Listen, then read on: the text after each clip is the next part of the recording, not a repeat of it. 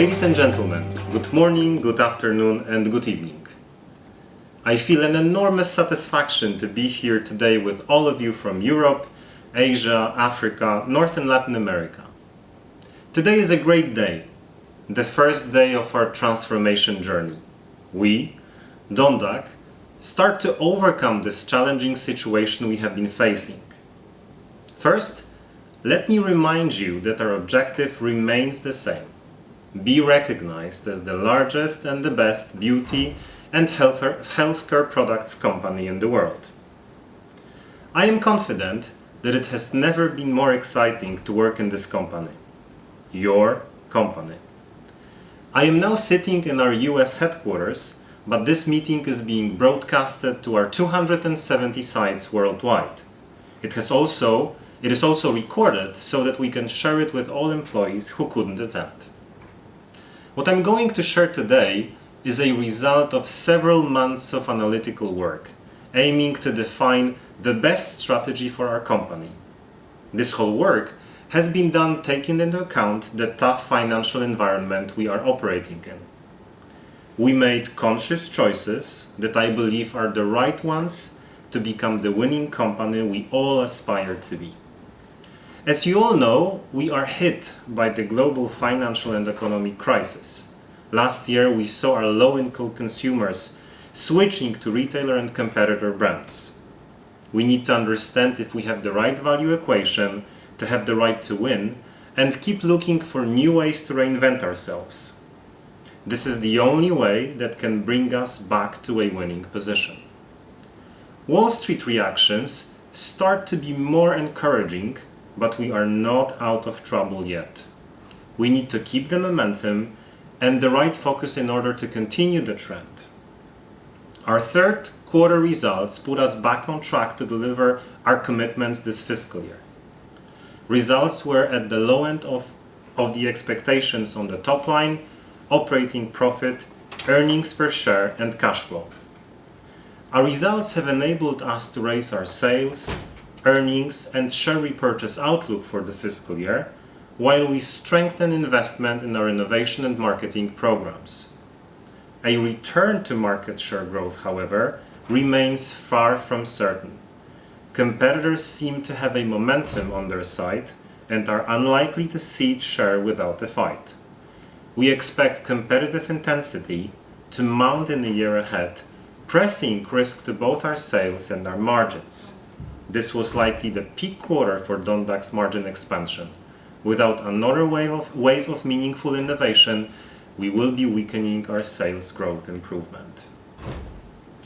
Our vision is to be recognized as the largest and the best beauty and healthcare products company in the world. Let's start with a deep dive into our growth strategy. This defines where we should continuously play and win by using our competitive advantage. First of all, focus on turning around the country product categories that bring the most profit. This does not mean we will neglect the small markets, but we need to shift back the focus to the most profitable businesses. Second, develop faster growing profit margin businesses. Third, win with our largest and most promising innovations. Innovation has always been the lifeblood of Dondak. And fourth, accelerate our growth in low-income markets like Africa and Asia. Our challenge is to also succeed in developing markets which account for the highest population and do have the highest growth potential. Recall the success of Kankan, our cleansing soap, which has gained market leadership in East Africa and is now helping prevent the spread of the diseases. We need more examples like this to ensure we meet the needs of our low-income consumers. Let's now look at the how in our strategy. We need to invest into superior marketing. How? By building one-to-one relationships with our consumers and creating and leveraging superior value brands, always having the principle in mind that consumer is the boss. Second, we need to be agile. Once we understand the consumer, we need to turn those insights into actions faster than ever Innovate in all we do. Products, services, and initiatives. Go-to-market strategies, operations, organization, management. Increase ongoing productivity as a driver of innovation, business growth and profit.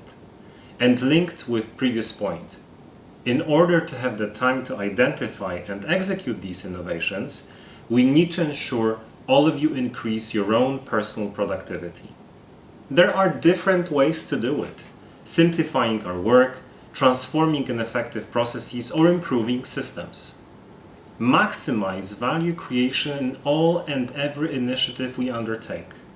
Remember these two magic words. I will mention them later. Now, let's see what's our edge. What is our competitive advantage that sustains our commercial strategy? What is our biggest company asset? It's our brands. These brands are really our sole possession as a company. This goes above our processes or above our know-how, our buildings or our plants. The equity of our brands is the image of our products in the heads of our consumers. That's what we really possess. For this reason, and taking into account the tough financial situation, we need to ensure we properly communicate the value added by our brands versus competitors and retailers. I will always be pushing to preserve our brands from becoming commodities. For instance, I will be always against producing white label brands or distribution brands, no matter how profitable they may be. In line with this, I do not think it makes strategic sense to build very strong partnerships with hard discounters. Their products are, above all, very cheap. That's not how I want to position our products, as cheapies. And at the end of the day, they are our visceral competitors.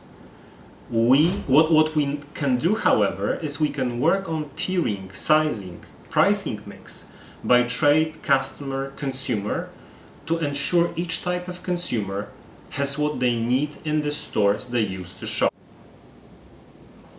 But there is something even more important than our brands.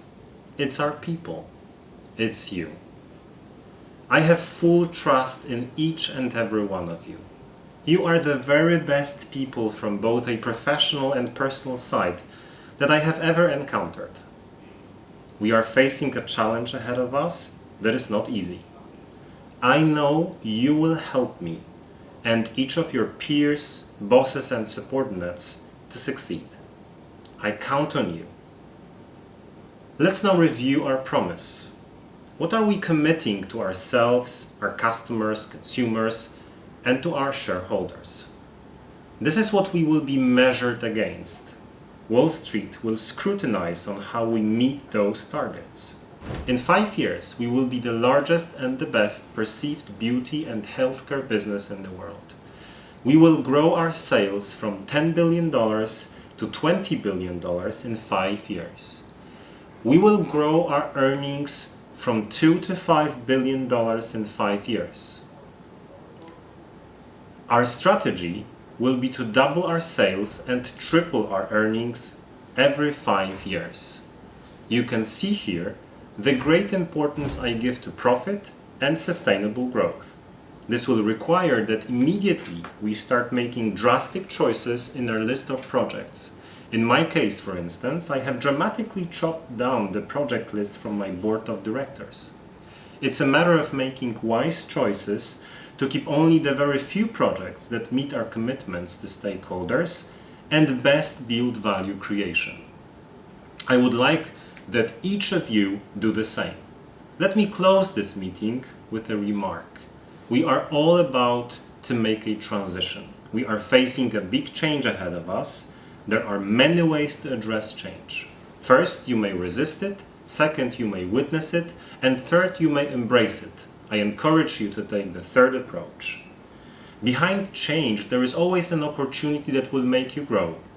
So, ladies and gentlemen, I want to thank each of you for embracing with me the exciting times that are ahead of us.